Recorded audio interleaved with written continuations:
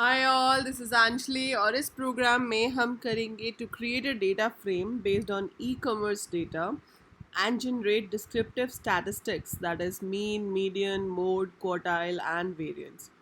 सो ये है programme number 4 जो कि सीबीएसई ने class 12th informatic practices students के लिए इशू किया है इन द सिलेबस।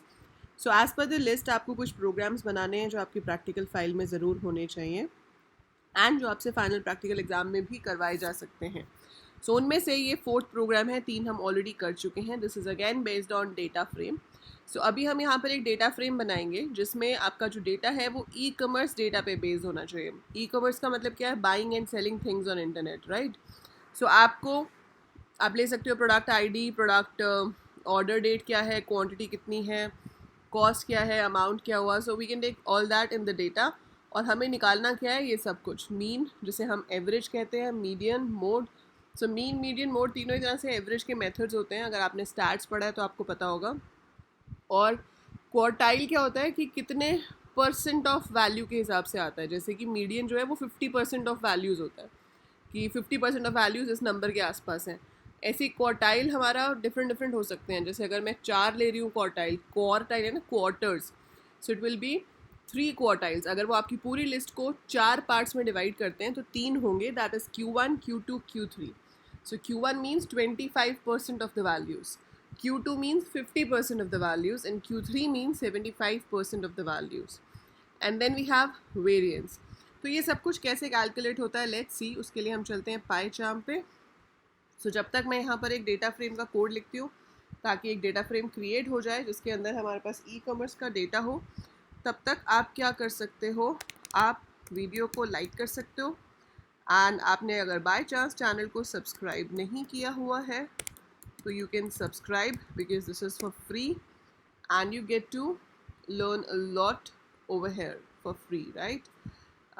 Then हमने import कर लिया। अब हमने यहाँ पे लिखा data is equal to, like I always create with the help of a dictionary। तो मैं यहाँ पे पहले एक डिक्शनरी ले लेती हूँ और डिक्शनरी को मैं ऐसे बनाती हूँ कि इसको मैंने खाली ले लिया। अब डेटा के अंदर आप यहाँ पर क्या ले लोगे? पहला प्रोडक्ट नेम, लेट्स से जो उन्होंने हमें कैलकुलेट करने के लिए कहा है वो वाली जो वैल्यूज़ हैं वो देखो कभी भी टेक्स्ट के ऊपर काम नहीं करेंगी। टेक्स्ट का मीन, मीडियन, मोड नहीं निकलता, सिर्फ न्यूमेरिक वैल्यूज़ का निकलता है। सो मैंने यहाँ पे कुछ भी प्रोडक्ट नेम ले लिया। Let's say I have bought fan online, ठीक है। I have bought a phone online, I have bought book online, and let's say I have ordered what, a watch, something like this। ऐसे ही मैंने इनका अब product name लिया है तो आपको इसकी कॉस्ट भी लेनी है। तो मैंने इसकी कॉस्ट ले ली।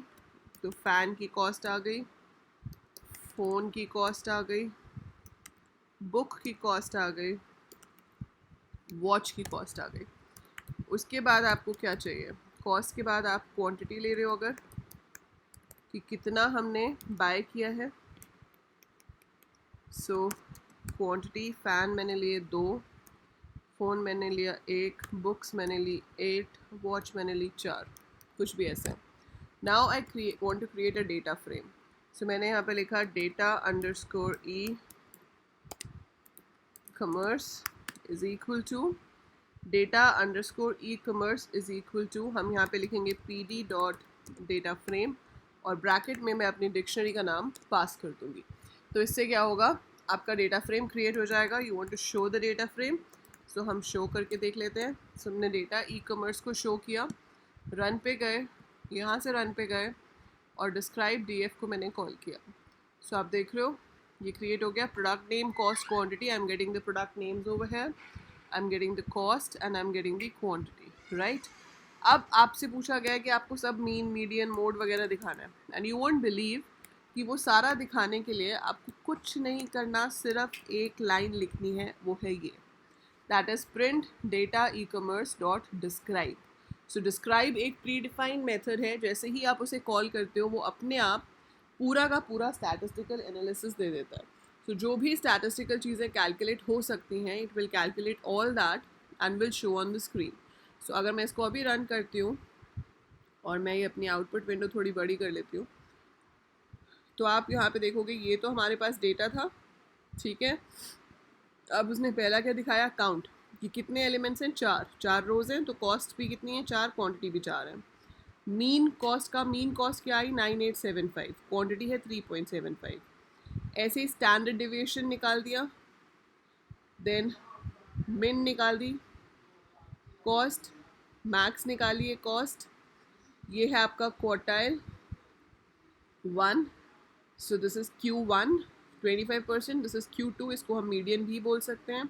75% आपका Q3 हो गया. तो हमारे पास मीन आ गया, स्टैंडर्ड डिविएशन आ गया, जिसे वेरिएंस भी कहते हैं.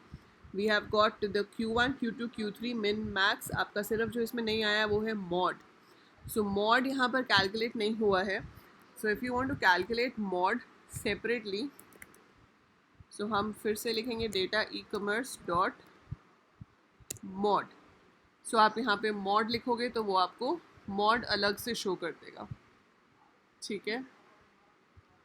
सो मॉड क्या होता है, the product which has the highest quantity. So इसमें आपके पास क्यूमुलेटिव फ्रीक्वेंसी निकाल के उसने ये दिखा दिया कि जो वॉच है दैट इज़ दी मॉड, जिसकी फ्रीक्वेंसी सबसे ज़्यादा होती है, ठीक है. और बाकी हमारे पास ये नॉर्मल आ गया, आप देख रहे हो इसकी क्वांटिटी कितनी थी, 4, तो सबसे ज़्यादा फ्रीक्वेंसी वॉच की हुई. दैट्स वाई इट्स शोन है लाइक दिस. सो ये तो हो गया आपका कि किस तरह से हम एनालिसिस कर सकते हैं. और सीधी सीधी कमांड जो है वो है describe. Okay, so describe is the major command जो आपको यहाँ पर यूज़ करनी थी. आई होप आपको समझ आ गया होगा. इसमें ज़्यादा कुछ था ही नहीं, सिर्फ डेटा फ्रेम बनाना था और डिस्क्राइब मेथड को कॉल करना था ताकि हमारे पास रिजल्ट आ जाए. So that is it for this video. I hope you understood the concept. If yes, do click the like button, share the video with your classmates. अभी 12th class की पढ़ाई आपको घर पे ही करनी है, स्कूल तो जाना नहीं है. So study hard, share the videos ताकि दूसरे लोगों को भी help हो सके. So study this with your friends and do subscribe the channel in case you haven't subscribed yet. By the time I upload more, keep watching, keep learning.